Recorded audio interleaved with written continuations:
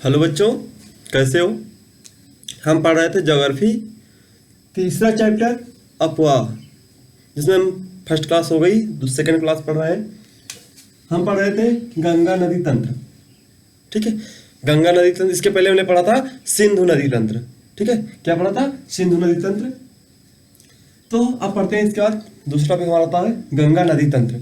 हिमालय नदियाँ पढ़ रहे थे। ठीक है, हिमालयी नदियों में सेकंड टॉपिक हमारा गंगा नदी तंत्र। गंगा नदी तंत्र क्या है समझते हैं। तो सबसे तंत्र का मतलब बताया आपको कि जो इसकी क्या होंगी, सहायक नदी इससे मिलेंगी। ठीक है, गंगा नदी से जो नदियां मिलकर एक बड़ी धारा का निर्माण करती हैं, इसको क्या बोला जाता है? तंत्र कहा जाता है। ठीक है, तो बात कर लेते हैं गंगा नदी की। गंगा नदी का उद्गम स्थल क्या? उद्गम कहां से होता है? उत्तराखंड। उत्तराखंड के उत्तरकाशी जिले, उत्तरकाशी जिले के गंगोत्री हिम होता है। ठीक है, गंगोत्री हिमनद या मुख से होता है। ठीक है, मुख से होता है। लेकिन जो गंगोत्री मुख से उत्तरकाशी जिले से निकलती धारा, जो मुख्य धारा निकलती है, इसका नाम वहां पर उत्तराखंड पर क्या होता है? भागीरथी होता है। क्या होता है? भागीरथी होता है। इसी में एक स्थान मिलता है हमारा, जैसे भागीरथी नदी आती है, यहाँ पे मिलता है देवप्रयाग। क्या मिलता है? देवप्रयाग स्थान। और इधर से एक नदी आती है उत्तराखंड से, अलकनंदा। क्या आती है? अलकनंदा नदी आती है। इसकी धारा और ये भागीरथी मुख्य धारा दोनों जब मिलती है तो यहीं पे इसका नाम क्या हो जाता है? गंगा। ठीक, क्या हो जाता है? गंगा हो जाता है। इसके बाद यह नदी उत्तर प्रदेश में प्रवेश करती है, उत्तर प्रदेश से बिहार में, बिहार से झारखंड होते हुए ये पश्चिम बंगाल की ओर जाती है। ठीक, अगर हम बात कर लेते हैं गंगा नदी, तो ये क्या है इसमें मुख्यतः उत्तरी भाग में है, तो इसमें उपजाऊ भूमि या कृषि योग्य भूमि इसके अधिक पाई जाती है। लेकिन जो इसकी सहायक नदियों की बात करते हैं, ठीक है, इसकी सहायक नदियां की बात करते हैं, तो सहायक नदी इसकी सहायक नदी कौन कौन सी है? इसमें यमुना मुख्यतः कौन सी है? यमुना, घाघरा। ठीक है, यमुना, घाघरा और गंडक और कोसी। ठीक है, गंडक और कोसी नदियां मुख्य है, जो उत्तरी कैसी उत्तरी या हिमालयी, ठीक है, हिमालयी सहायक नदियों में से है। इसके अलावा इसी की जो गंगा की सहायक नदियों को बात अन्य करते हैं, तो प्रायद्वीपीय ही नदियां इसमें मिलती हैं। प्रायद्वीपीय नदियां भी मिलती हैं। प्रायद्वीपीय नदियों में मुख्यतः चंबल, बेतवा, सो। ठीक है, ये प्रायद्वीपीय नदियां भी गंगा नदी की सहायक नदी है। तो हम बात करते हैं उत्तरी या हिमालय जो सहायक नदियां, तो यमुना भी यमुनोत्री से, हिमालय से यमुनोत्री की निकली हुई नदी है, जो प्रयागराज, उत्तर प्रदेश के प्रयागराज, पूर्व में इलाहाबाद, ठीक है, में गंगा से मिलती है, जहां पे इसका नाम संगम। ठीक है, ठीक है, यमुना जब मिलती है तो यहाँ पे क्या क्या बनता है? संगम बनता है। ठीक है, घाघरा, गंडक, कोसी, ये नेपाल से निकलने वाली नदियां हैं।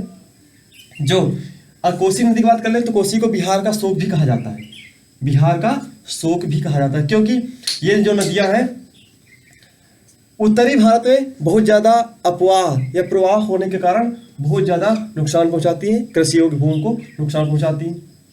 इसके अलावा प्रायद्वीपीय नदी की बात कर लेते हैं, चंबल, बेतवा, सोन। तो ये क्या है? ये नदियां शुष्क क्षेत्र से निकलने वाली, इसलिए इनमें क्या होती है? जल की मात्रा बहुत कम होती है। जल की मात्रा कम होती है। ठीक है, जल की मात्रा कम होती है। अब इसके बाद करते हैं हम, इसमें बात कर लेते हैं इसकी लंबाई। तो जो गंगा नदी की मुख्य धारा है, मुख्य धारा लंबाई है 2500 किलोमीटर, ठीक है, 2500 किलोमीटर, ठीक है, 2500 किलोमीटर है। अब ये बात करते हैं, ये मुख्यतः, ठीक है, यहां से निकलकर पश्चिम बंगाल के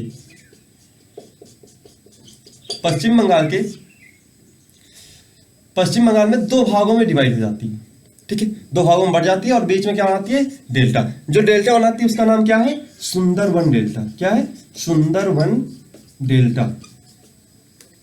जो एक नदी दो धाराओं में बढ़ जाती है, गंगा नदी, तो एक नदी जो एक धारा जो होती है ये समुद्र में, बंगाल खाड़ी में गिर जाती है। जो दूसरी धारा होती है ये दक्षिणी भाग से होते हुए बांग्लादेश में पहुंचती है। तो बांग्लादेश में इधर से आ रही ब्रह्मपुत्र नदी से मिल जाती है, जहां पे इसका नाम क्या पड़ जाता है, मेघना। क्या पड़ जाता है नाम इसका, बांग्लादेश में से मेघना नाम से जानते हैं, ठीक है, इसे मेघना नाम से जानते हैं। अब अगर हम बात कर लेते हैं इसकी, तो पश्चिम बंगाल में जो सुंदरबन डेल्टा बनाती है ये सबसे बड़ा डेल्टा है, विश्व का भी सबसे बड़ा डेल्टा है। यहाँ पे सबसे ज्यादा सुंदरी पादप पाए जाते हैं, ठीक है, सुंदरी पादप आपको बताया है, सुंदरी पादप या मैनग्रोव वनस्पतियां यहाँ पे मुख्य रूप से पाई जाती हैं, ठीक। इसके बाद हमारा अगला टॉपिक आता है, ठीक, तो इसके बाद हमारा जो तीसरा टॉपिक आता है, ठीक, तीसरा टॉपिक हमारा आता है ब्रह्मपुत्र नदी तंत्र। कौन सा,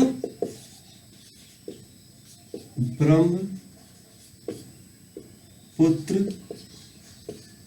नदी तंत्र, ठीक है, ब्रह्मपुत्र नदी तंत्र।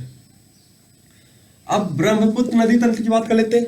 तो जो ब्रह्मपुत्र नदी निकलती है, उद्गम स्थल इसका है, ठीक है, उद्गम स्थल है इसका कैलाश पर्वत की श्रेणी। कैलाश पर्वत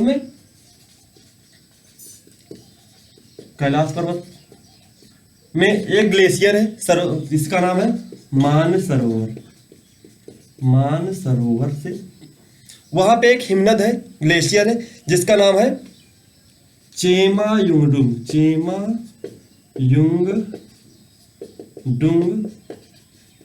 हिमनद, ठीक है, चेमयुंगडुंग हिमनद से ये निकलती है, इसका उद्गम स्थल है। और ये नदी चीन, ठीक है, मुख्यतः इसका जो उद्गम स्थल है कहाँ पे है, ये चीन में है, ठीक है, चीन। तो चीन में सबसे ज्यादा अगर प्रवाह देखें तो भारत से ज्यादा प्रवाह क्या है, भारत के बाहर अथवा चीन और तिब्बत में है, चीन और तिब्बत। तो चीन में इसे क्या किस नाम से जाना जाता है, सांगपो, ठीक है, चीन या तिब्बत, तिब्बत में से सांगपो नाम से जाना जाता है। किस नाम से जाना जाता है, सांगपो नाम से जाना जाता है। तो ये जो चीन में जब बहती है तो ये क्या होती है, बहुत दूर तक हिमालय पर्वत के समांतर चलती है, ठीक है। अगर ये यहाँ से मान लेते निकलती है तो क्या होती है, ये हिमालय पर्वत है तो इसके क्या होती है, समांतर चलती है। तिब्बत में इससे क्या मिल जाता है, एक 12वां शिखर, क्या मिलता है, 12वां शिखर मिलता है, जहां पे ये क्या करती है, यू टर्न, ठीक है, इसका मोड़ होता है। तो यहाँ पे शिखर होने के कारण ये यू टर्न होती है। यू टर्न होने पर ये यहाँ पे हमारा भारत का क्या मिलता है, अरुणाचल प्रदेश, क्या मिलता है, अरुणाचल प्रदेश में प्रवेश करती है, गार्ज के माध्यम से भारत में प्रवेश करती है। यहाँ पे इसका नाम दिहांग होता है। क्या होता है, दिहांग नदी। अरुणाचल प्रदेश में इसका नाम दिहांग नदी होता है, दिहांग नदी, ठीक है। चीन तिब्बत में इसे सांगपो नाम से जानते हैं। अरुणाचल प्रदेश में जब ये प्रवेश करती है तो यहाँ पे इसका नाम क्या हो जाता है, दिहांग नदी, ठीक है। जब दिहांग नदी हो जाता है तो अब जैसे ही अरुणाचल प्रदेश में प्रवेश करती है, इसमें दिबांग लोहित, ठीक है, दिबांग लोहित और केनुला, क्या है, इसकी सहायक नदियां इस पे मिलती हैं, सहायक नदियां इसमें मिलती हैं और मुख्य धारा का निर्माण करती हैं। तो ये जैसे अरुणाचल प्रदेश से कहाँ पे आती है, असम में प्रवेश करती है। तो असम में से अन्य नदियों के साथ मिलकर इसका नाम यहाँ पे हो जाता है ब्रह्मपुत्र। इसका नाम मुख्यतः असम में ब्रह्मपुत्र नदी से नाम से जाना जाता है। ठीक, इसके बाद ये ब्रह्मपुत्र नदी असम से होते हुए सीधे बांग्लादेश में प्रवेश करती है और बांग्लादेश से सीधे बंगाल की खाड़ी में गिरती है। तो अगर ये जैसे ही बांग्लादेश में प्रवेश करती है तो बांग्लादेश में इसका नाम, बांग्लादेश में इसका नाम क्या किया जाता है, इसका नाम जमुना होता है। क्या हो जाता है, जमुना नदी के नाम से जानते हैं, इसे जमुना नदी के नाम से जानते हैं। अगर हम ब्रह्मपुत्र नदी की बात करें तो हिमालयी नदियों में विश्व के बड़ी नदियों में इसे गिना जाता है। ठीक, और इसमें मुख्यतः ये उत्तरी की ब्रह्मपुत्र नदी सिल्ट, इसमें सबसे ज्यादा सिल्ट का निक्षेपण होता है। ठीक है, सिल्ट का निक्षेपण होता है, इसलिए इसे मुख्यतः ये अपने जो आकार होती है इसमें हर परिवर्तन लाती रहती है। क्या होता है, इसमें परिवर्तन होता रहता है। ठीक, इसके बाद हम बात करते हैं अपने सेकंड टॉपिक की। तो सेकंड टॉपिक जो हमारा आएगा, सेकंड टॉपिक जो हमारा आ रहा है, ठीक, तो हमारा जो दूसरा टॉपिक आता है प्रायद्वीपीय नदियां। प्रायद्वीपीय नदियां, प्रायद्वीपीय नदियां आपको प्रायद्वीप पढ़ाया बताया। ठीक है, अगर हम भारत की दक्षिणी भाग बात करें तो प्रायद्वीप क्या होता है, प्रायद्वीप क्या होता है, जहां पर तीन ओर जल हो, ठीक है, और एक और स्थल हो, उसको क्या बोलते हैं, प्रायद्वीप बोलते हैं। ठीक है, क्या बोलते हैं, प्रायद्वीप बोलते हैं। तो यहाँ इस क्षेत्र से, ठीक है, निकलने वाली नदियों को हम क्या बोलते हैं, प्रायद्वीपीय नदियां कहते हैं। अगर हम प्रायद्वीपीय नदियों की बात करते हैं तो ये नदियां कैसी होती हैं, ये नदियां कैसी होती है, मौसमी होती हैं। अधिकतर क्या होती हैं, मौसमी होती हैं। मौसमी का मतलब ये नदियां हिमालय जैसी नदियों के जैसी नहीं होती, क्योंकि वहां पर हिमालय से बर्फ भी पिघलकर नदियों में आती है, जिससे नदियों में वर्ष भर जल बना रहता है। लेकिन यहाँ पे मौसमी नदियां होने के वजह से अगर बरसात कम होती है, वर्षा कम होती है, या शुष्क जब गर्मी मौसम आता है तो इन नदियों में सूखा भी पड़ जाता है, इसलिए इन्हें क्या बोला जाता है, मौसमी नदियां कहा जाता है। अगर हम इसके बाद बात कर लेते हैं, ये नदियां छोटी होती हैं। ठीक है, हिमालय की नदियों से अपेक्षा छोटी होती हैं ये नदियां।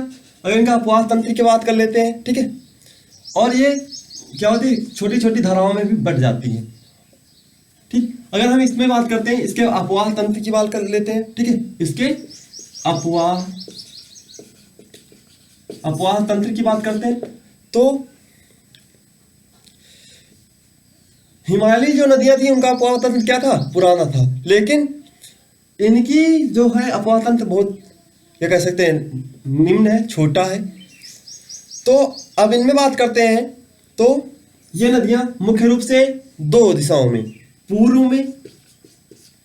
में जो नदियां गिरती हैं, ठीक है, पूर्व दिशा में जो नदियां गिरती हैं वो क्या बनाती हैं, डेल्टा बनाती हैं। क्या बनाती हैं, डेल्टा का निर्माण करती हैं।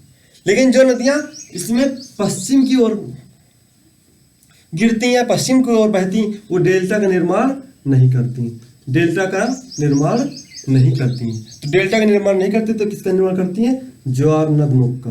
किसका, ज्वार नदमुख का निर्माण करती हैं, जिसे एस्चुरी कहते हैं। ठीक है, इसमें क्या होता है इसको हम बताते हैं। डेल्टा का निर्माण को बताया, जो नदियां क्या होती है अपने साथ निक्षेपण बहा कर ले जाती हैं और समुद्र के जब जैसे ही समुद्र में या महासागर में गिरती हैं तो अपने स्थान जो निक्षेपण लेके जाती हैं वहां पे इकट्ठा कर देती हैं, तो उसे डेल्टा कहते हैं। तो ये नदियां यहाँ पे कैसी होती हैं, लगभग समांतर होती है, इसलिए यहाँ पे निक्षेपण जमा होता रहता है, ये बढ़ता जाता है।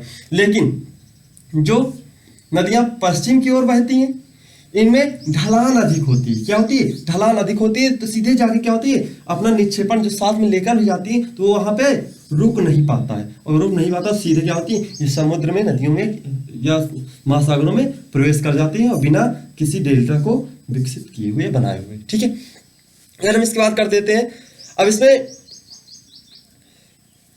ये नदियां छिछली भी होती हैं। ठीक है, जल की मात्रा भी कम होती है, आपको बताया हमने। ठीक, अब अगर इसके मुख्य नदियों की बात कर लेते हैं, ठीक है, प्रायद्वीपीय की मुख्य नदियों की बात कर लेते हैं, तो पहली हमारी है नर्मदा द्रोणी। नर्मदा द्रोणी, नर्मदा नदी। अब नर्मदा नदी का क्या कर उद्गम स्थल, उद्गम स्थल कहाँ पे है? मध्य प्रदेश के अमरकंटक पहाड़ी। कहाँ पे? मध्य प्रदेश के अमरकंटक पहाड़ी से निकलती है। ठीक है, अमरकंटक पहाड़ी से निकलती है, और ये पश्चिम की ओर बहने वाली मुख्य नदी है। किसकी ओर? पश्चिम की ओर, पश्चिम की ओर बहने वाली मुख्य नदी है, जो मुख्य रूप से गुजरात, ठीक है, मध्य प्रदेश और गुजरात में प्रवेश कर जाती है। ठीक है, गुजरात में प्रवेश करती है, और गुजरात में अरब सागर में ये नदी इसका मुहाना हो जाता है। मुहाना इसका कहाँ पे हो जाता है? गुजरात में। आप जानते हैं गुजरात में पश्चिम। ठीक है, तो ये खंभात की खाड़ी कह सकते हैं। ठीक है, जो खंभात की खाड़ी, वहां पे इसका मुहाना हो जाता है। ये नदी क्या बनाती है? डेल्टा नाला का क्या बनाती है? ज्वार नद मुख बनाती है, ज्वार नद मुख बनाती। इसी नदी पर हमारा एक, जैसे ही क्या होती है, यह तीव्र ढाल से गिरती है, तो यहां पे क्या बन जाता है? धुआंधार। ठीक है, धुआंधार जल प्रपात, धुआंधार जल प्रपात। ठीक है, इसका निर्माण होता है। ठीक है, कैसे? धुआंधार जल प्रपात का निर्माण कैसे होता है? ठीक है, एक पॉइंट है यहाँ पे, आप समझ लेते हैं जल प्रपात क्या होता है। जल प्रपात क्या होता है? तो जल प्रपात, जब नदियां किसी ऊंची पहाड़ी से, ठीक है, किसी ऊंची पहाड़ी से अचानक या एकाएक नीचे की ओर क्या होती है? गिरती हैं, तो यहाँ पे जो जल दिखाई पड़ता है, इसी को क्या बोलते हैं? जलप्रपात या फॉल्स बोलते हैं। ठीक है, जलप्रपात कहते हैं। इसके बाद अब इसकी जो सहायक नदियां बहुत छोटी हैं। ठीक है, आपके यहाँ पे नहीं है। ठीक, इसके बाद हम इसी पे प्रायद्वीपीय नदी की मुख्य नदी दूसरी जो पश्चिम की ओर बहती है, दूसरी नदी की बात करते हैं। तो दूसरी जो हमारी नदी है, सेकेंड इसका सेकेंड नदी जो है ताप्ती द्रोणी। ठीक है, क्या है? ताप्ती द्रोणी, ये भी पश्चिम की ओर बहने वाली मुख्य नदी है। ठीक है, नर्मदा और ताप्ती मुख्य रूप से पश्चिम की ओर बहने वाली मुख्य नदियां हैं। अगर हम इसके बात कर लेते हैं, तो ये इसका उद्गम स्थल, ये भी मध्य प्रदेश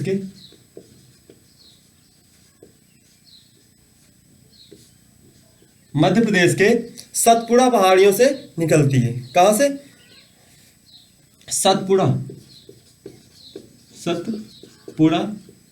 पहाड़ियों से निकलती है, मध्य प्रदेश के बैतूल जिले के, ठीक है, सतपुड़ा पहाड़ियों से निकलती है। ठीक है, पहाड़ियों से निकलती है।